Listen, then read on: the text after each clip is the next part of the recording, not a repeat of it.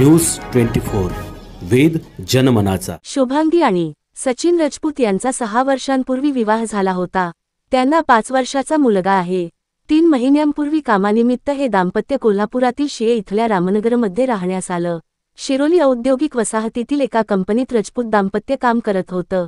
या कंपनीत अनेक व्यक्तींशी संपर्क होत असल्यानं पती सचिन राजपूत हा वारंवार पत्नीवर संशय घ्यायचा। त्यातून त्यांच्यात वाद होऊ लागला। गुरुवारी सायंकाळी दुचाकीवरून तो पत्नीला मादळे परिसरात घेऊन गेला होता। दरम्यान सायंकाळी 5:30 वाजण्याच्या सुमारास कासारवाडी इथं पत्नीला नेऊन तिच्यावर पती सचिन राजपूतन सशस्त्र हल्ला केला। मानेवर 2 ठिकाणी आणि पोटावर 5 ठिकाणी भोसकून त्यानं पत्नी शुभांगीचा निग्रून खून केला। खुनाच्या घटनेनंतर त्यानं दुचाकीवरून थेट सोलापूर गाठलं। शुक्रवारी सकाळी सोलापूर इथल्या पोलीस स्टेशनला जाऊन त्यानं पत्नीचा खून केल्याचं सांगितलं। शिरोली एमआयडीसी पोलीस ठाण्याचे सहाय्यक पोलीस निरीक्षक सुनील गायकवाड यांना फोन आला।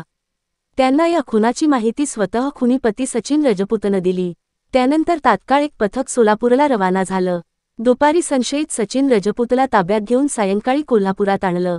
दरम्यानच्या कालावधीत सहाय्यक पोलीस निरीक्षक सुनील गायकवाड यांनी उपनिरीक्षक अमित पांडे, प्रमोद चव्हाण यांच्यासह पोलीस कर्मचारी महादेव बिरंजे, पी.सी. पाटील, पी.सी. कांबळे, गृहरक्षक दलाचे रोहित लोखंडे, धनंजय कांबळे, स्वप्नील तेलवेकर, पवन चेचरे यांची 3 पथक तयार करून मादळे डोंगर तसंच कासारवाडी परिसरात मृतदेहाचा शोध घेण्यास सुरुवात केली। मात्र 3 तासांच्या प्रयत्नानंतरही मृतदेह सापडला नव्हता। त्यामुळे पुन्हा खुनी सचिन राजपूत याच्याकडे फोनवरून चौकशी करून खुनाचं ठिकाण विचारून घेतलं।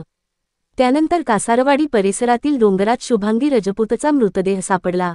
पंचनाम्यानंतर मृतदेह CPR मध्ये पाठवला। या खुनाची नोंद शिरोली एमआयडीसी पोलिसात झाली। वेद न्यूज 24 या चॅनलला लाईक, सबस्क्राईब आणि शेअर करायला विसरू नका।